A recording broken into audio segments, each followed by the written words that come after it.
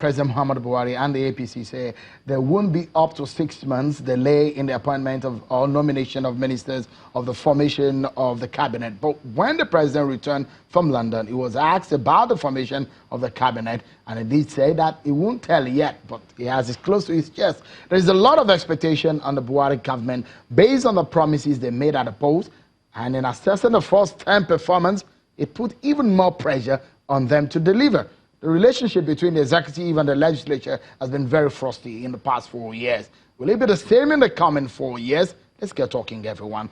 I have joining me Senator Enang. He is the Senior Special Assistant to the President on National Assembly Matters. He joins us from our Abuja studio. Thank you so much, Senator, for coming on tonight. Let's ask you, because you are close to the President and you will know, since the President said the list is close to his chest, does he have the list now? And when will the list be ready? Thank you very much. I know that you are concentrating, and the whole concentration today and of all Nigerians is the inauguration of the National Assembly. Now, it is only when the National Assembly is inaugurated that things and presentations that ought to be made to it, questions could be raised. You know that from the declaration on proclamation of President Buhari that the 8th National Assembly stood dissolved at 12 midnight yesterday. And so it's about 18 hours now, or thereabout, or 20 hours since the last National Assembly stood dissolved. And so, as of today, it is proclaimed that the 9th National Assembly will be inaugurated at 10 a.m. on Tuesday the 11th. It is only after the inauguration of the National Assembly that matters that ought to be laid before the National Assembly can be raised. So it will be inappropriate to answer the question or respond at all now. I know you understand. But I do understand that, of course, the president will want to wait. But, well, in the inner circle, whether or not the president is still collating meeting the governors or stakeholders from the state, because he will get names from across the state, do you have an idea? Maybe he just has because a lot of people believe that the president takes its time to get these things ready. Is the president going slow on the ministerial list? Does he have the list and waiting for the convocation of the National Assembly? I know that you played a clip where His Excellency Mr. President answered that question, and you still have the answer. So it will not be appropriate for me to speak on it, knowing that His Excellency had spoken on it, and again knowing that the National Assembly, to whom the list will be submitted, is yet to be inaugurated. We are now talking about who will be President of the Senate, who will be Deputy President of the Senate, Speaker of the House of Representatives, Deputy Speaker of the House of Representatives. I know it's a matter for the Senate. So it is only after this that all those issues will be taken account of. You know that before Mr. President will be able to talk about that, there will be a caucus of the party, and there will be a caucus of the National Assembly. There must be a Senate President whom he will have to discuss with in advance. There must be a Deputy Senate President whom, being from the same party and leaders, he will have to discuss with in advance, consult and relate before. And so it will be inappropriate to say that. Nigerians are now anxiously waiting for the Senate President to emerge. And I'm sure I know you know all the issues that are leading to their emergence. And we've almost arrived at consensus and all of that. Since that is the case, we understand that the president has his own candidate. We understand that the party has endorsed some. But tell us, clarify for Nigerians and for some of the National Assembly members, who as a president endorsed for Senate President and Deputy Senate President, for Speaker and the Deputy Speaker? The President has agreed with what the caucus of the Senate has decided and informed the party. That is, the caucus of the party in the Senate is made up of all elected senators on the platform of the APC.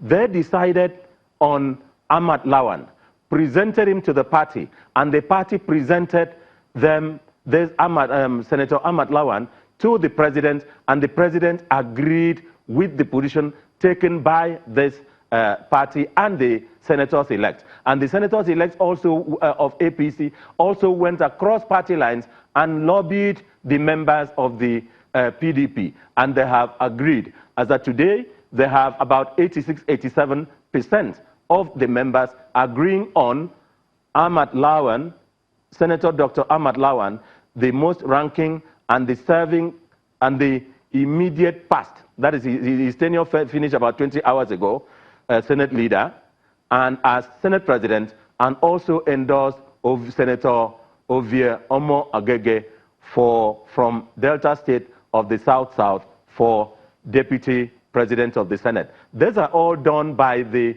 caucus of the party, APC, in the Senate, presented to the chairman and National Working Committee of the party. They also endorsed. First, again, I'm sure you read the statement by the South caucus of the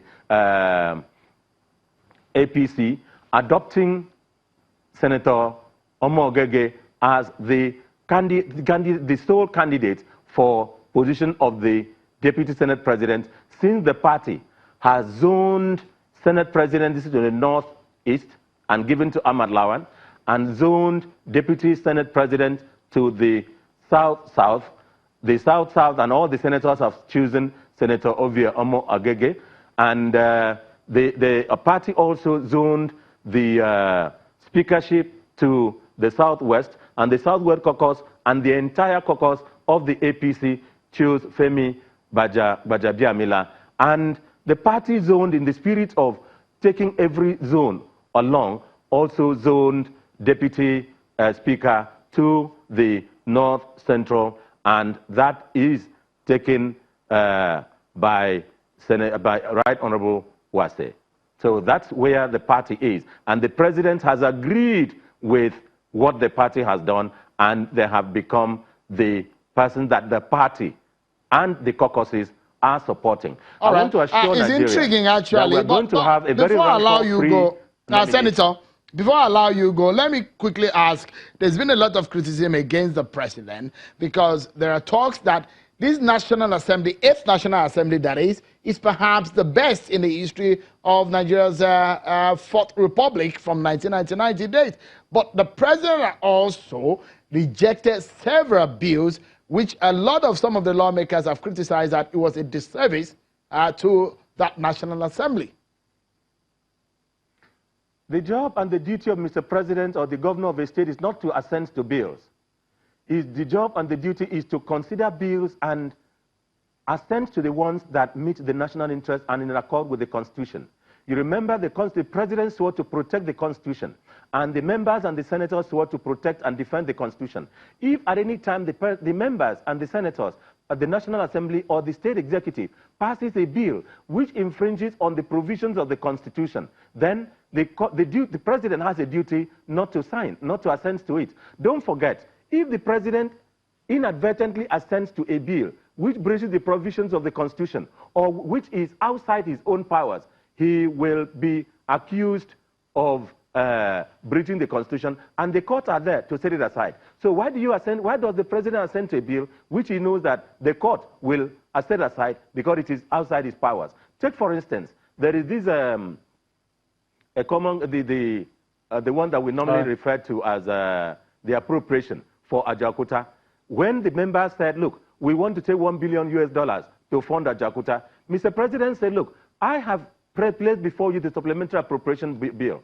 It is still with you. The appropriation bill is still with you. If you want to fund Ajaokuta, put it in the regular appropriation bill, which is before you, and then present it to me. Again, you want to appropriate Senator, $1 billion from the excess crude account. Well, the excess crude account does not belong to me. The excess crude account belongs to the 3 tiers of government. And if I, as president, assent that the bill, that $1 billion should be... Senator, we need to go. That means that the governor... because we are out of time. The governor of Kano can also assent that it is not within my powers, and he declined assent. All right, we must sincerely thank you. And the assessment of that National Assembly and the incoming National Assembly is going to be an ongoing conversation Senator Enang, Senior Special Assistant to the President on National Assembly Matters, been talking to us from Abuja. Always a pleasure having you to clarify some of these issues for us.